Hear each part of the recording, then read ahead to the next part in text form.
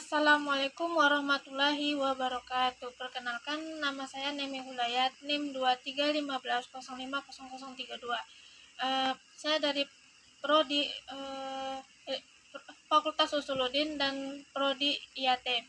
Baik, di sini saya akan menjelaskan materi pada kelompok 3 yang mana tentang konsep pendidikan ayat yang terkandung pada Quran Surat Al-A'raf ayat 90 sampai 94. Yang mana di sini melalui kisah Nabi Syuaib dan kaumnya.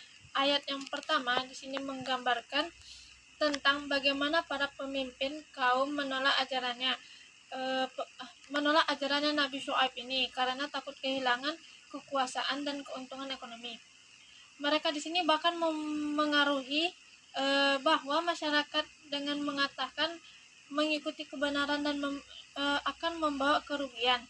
Yang mana di sini kalau mereka mengikuti kaum Nabi Syuaib itu tuh bisa membawa mereka ke dalam kerugian. Padahal ajarannya Nabi Syuaib ini justru mengajak mereka kepada ketauhidan, kejujuran, dan keadilan, terutama pada praktik perdagangan yang saat ini itu penuh dengan kecurangan.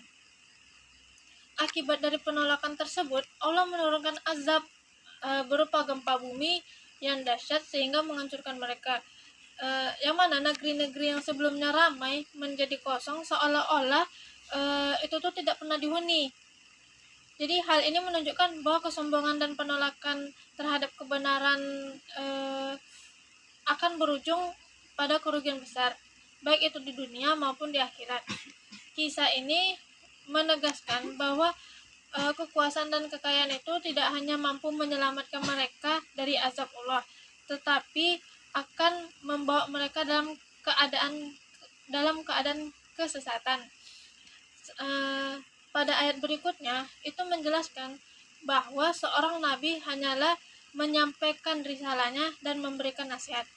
Nah, Nabi Syuaib di sini telah menjalankan tugasnya dengan baik, sehingga ketika kaumnya menerima azab, beliau itu tidak hanya lagi bersedih, tetapi ia memberikan pelajaran bahwa setiap manusia itu memiliki hidupnya sendiri, apakah itu menerima kebenaran atau itu menolak kebenaran.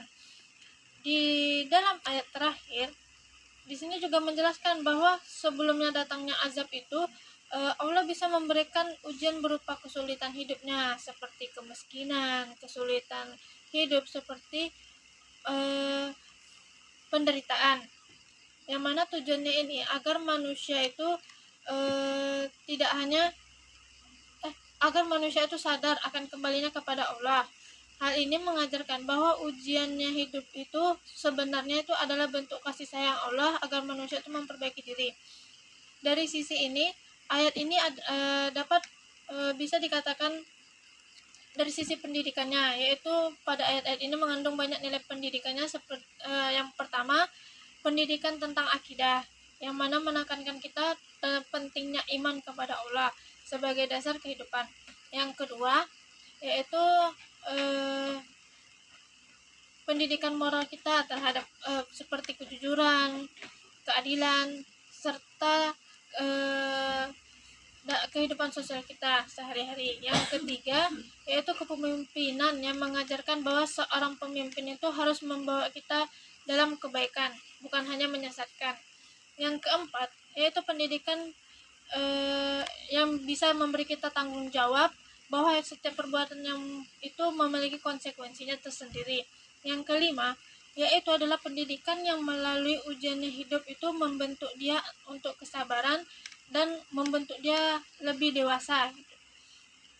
Secara keseluruhan, ayat ini menegaskan bahwa pendidikan itu tidak hanya berfokus pada pengetahuan, tetapi juga pada pembentukan karakter, akhlak, dan kesadaran spiritual, yang mana agar manusia itu dapat hidup dengan benar dan terhindar dari kesalahannya seperti kisah Nabi Syuaib ini. Baik, mungkin itu yang bisa saya sampaikan. Lebih kurangnya, wassalamualaikum warahmatullahi wabarakatuh.